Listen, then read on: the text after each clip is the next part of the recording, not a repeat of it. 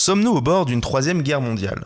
C'est précisément la peur qui a saisi le monde dans la nuit du 13 au 14 avril 2024, lorsque l'Iran a lancé plus de 300 drones et missiles sur l'État d'Israël. Cette attaque est sans précédent dans l'histoire des tensions entre les deux nations qui étaient jusqu'ici habituées à s'affronter par l'intermédiaire de proxys. Les missiles balistiques envoyés depuis la République islamique ont traversé tout le Moyen-Orient, illuminant ainsi le ciel de la région de signes divins apocalyptiques. Ce spectacle a suscité une certaine joie dans la région irakienne et même a été célébré comme une victoire sportive à Téhéran. Pendant ce temps, en Israël, les sirènes retentissaient et les habitants, pris de panique, se réfugiaient dans les bunkers prévus à cet effet. Comme nous pouvions le prévoir, le fameux dôme israélien a stoppé quasiment 99% de l'attaque. L'intervention américaine, britannique et française a également permis d'intercepter d'autres missiles et drones avant qu'ils n'atteignent le territoire hébreu. Même la Jordanie a abattu des cibles en vol. Malgré cela, quelques tirs ont atteint leur objectif, comme la base aérienne de Nevatim. Les dégâts sont légers et seule une jeune bédouine a été blessée lors de ces attaques. Cette attaque de l'Iran fait suite, comme nous le savons, et ce que nous oublions progressivement, au ciblage par Israël du consulat iranien à Damas, capitale de la Syrie, le 1er avril 2024. Cette attaque d'Israël a entraîné la mort de 16 personnes, dont Mohamed Reza Saïdi, haut commandant de la force Al-Quds du corps des gardiens de la révolution islamique. Les réactions iraniennes ne se sont pas fait attendre. L'ayatollah Khamenei, guide suprême iranien, a promis une punition exemplaire pour l'État hébreu. Quelques jours avant le déferlement de missiles et de drones de l'opération subtilement nommée Promesse honnête, les services israéliens et américains ont prévenu d'une attaque imminente de l'Iran. Cette prédiction a engendré une panique populaire en Israël, entraînant des afflux massifs dans les aéroports du pays.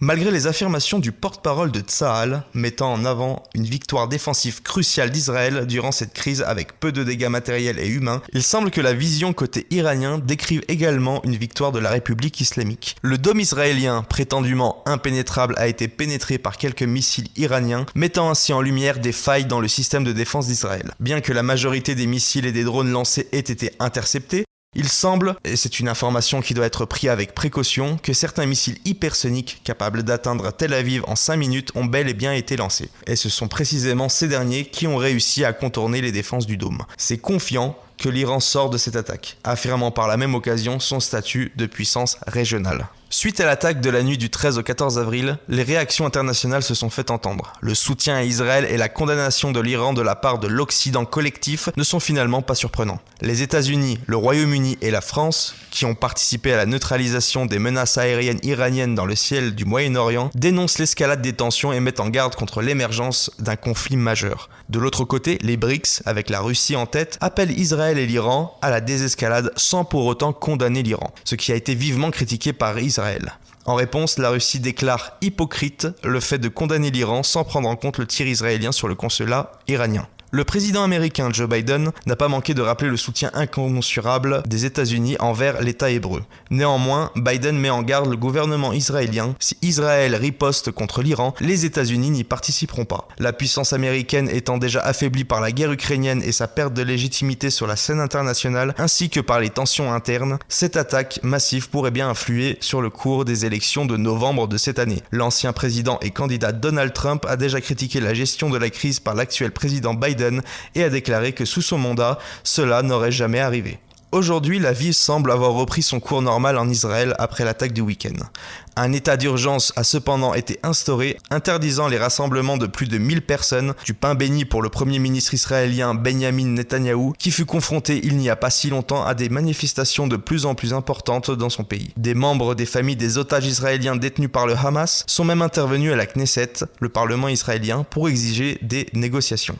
Netanyahou, qui risquait sa place de Premier ministre, voire d'être incarcéré pour certaines affaires politiques, semble avoir réussi à fédérer son peuple suite à ces attaques. Autre victoire du Premier ministre avec ces événements, le détournement du regard international de la bande de Gaza, où Israël est accusé de crimes de guerre et d'épuration ethnique. Cela mériterait une vidéo entièrement dédiée à ce sujet. Israël semble s'être déplacé médiatiquement du spectre de l'agresseur à celui de la victime, et par la même occasion a réaffirmé ses alliances avec les puissances occidentales. Comment définir l'après-opération Promesse honnête ? Nous pouvons considérer que la balle est dans le camp israélien. ce qui m'inquiète un peu personnellement. Le gouvernement d'Israël a convoqué en urgence un cabinet de guerre et il est notable que la majorité des personnalités politiques et militaires sont favorables à une riposte contre l'Iran. Néanmoins, ils ne sont pas tous d'accord sur le timing et l'intensité. Notons que le désengagement d'une riposte de la part des États-Unis pencherait très certainement la balance dans la décision de l'État hébreu. Cependant, nous le savons, certains proches de Netanyahou sont favorables à une grande escalade dans la région, à des fins messianiques pour accomplir les prophéties d'Isaïe. Ehud Barak, je vous ai bien entendu, vous avez parlé de certains ministres messianiques, vous avez dit messianiques et racistes, c'est ça? C'est les mots que vous avez utilisés?